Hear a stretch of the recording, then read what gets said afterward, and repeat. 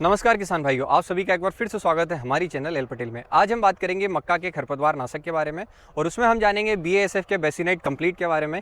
इसकी पूरी डिटेल जानेंगे, क्या इसके अंदर खास दिया गया है, किस तरीके से काम करता है, क्या इसका आपको डोज लेना है, कौन सी खरपतवारों को कंट्रोल करता है और किस तरीके से इसका रिजल्ट आता है और कितने दिन तक आपको जो है इसका प्रॉपर रिजल्ट मिलता है, सब कुछ जानेंगे आज की इस वीडियो में।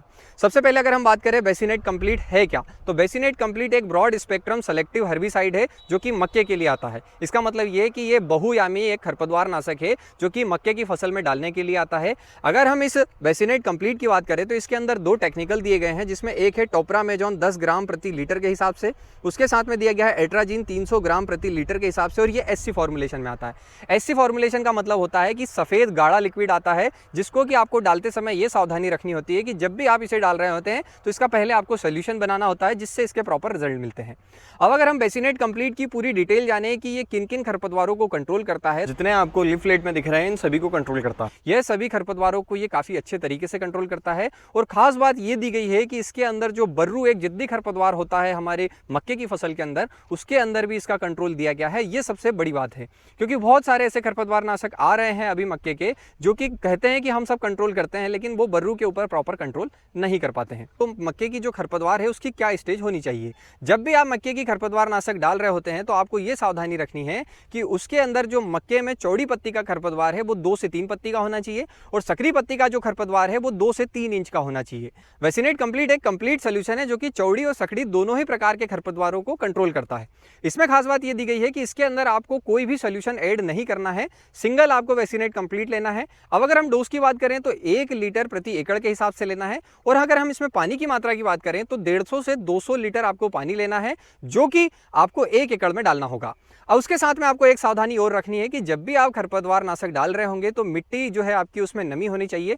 काफ़ी किसान भाई जो है मक्का पहले उगाते हैं और बारिश का समय नहीं आने के कारण से वो जल्दबाजी करते हैं, और खेत में नमी ना होने के कारण फिर क्या होता है, उन्हें खरपतवार नाशक का प्रॉपर रिजल्ट नहीं मिलता। तो इस सावधानी को भी आपको ध्यान रखना है। साथ ही साथ दूसरी सावधानी आपको ये रखनी है कि जब भी आप इसे डाल रहे होते हैं तो जो आपका पंप है उसकी प्रॉपर सफाई होनी चाहिए। काफ़ी किसान भाई जो है मक्का भी फसल में लगाते हैं बारिश में, और सोयाबीन भी लगाते हैं, और सोयाबीन के खरपतवार नाशक मिले होने के कारण टैंक में और जल्दी में वो इसको भी डाल करके मिक्स कर देते हैं, जिससे कि उन्हें इम्प्रॉपर रिजल्ट मिलता है या फिर मक्के के ऊपर एडवर्स इफेक्ट मिलता है।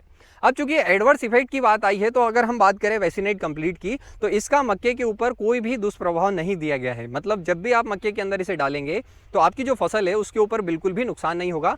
साथ ही साथ जब आप खरपतवार पे डालेंगे तो ये 35 दिन का कवरेज देता है। 35 दिन का कैसे कवरेज देता है कि जैसे ही आपने स्प्रे किया तो जो खरपतवार अभी आपको दिख रहे हैं उन्हें तो ये कंट्रोल करेगा ही, उसके बाद में अगर कोई नया खरपतवार उग रहा होता है या उगने वाला होता है उसे भी ये कंट्रोल करता है, वो भी 35 दिन तक। यही इसकी खास बात दी गई है, इसीलिए काफ़ी ज़्यादा चर्चा में अभी किसान भाइयों के बीच में बना हुआ है।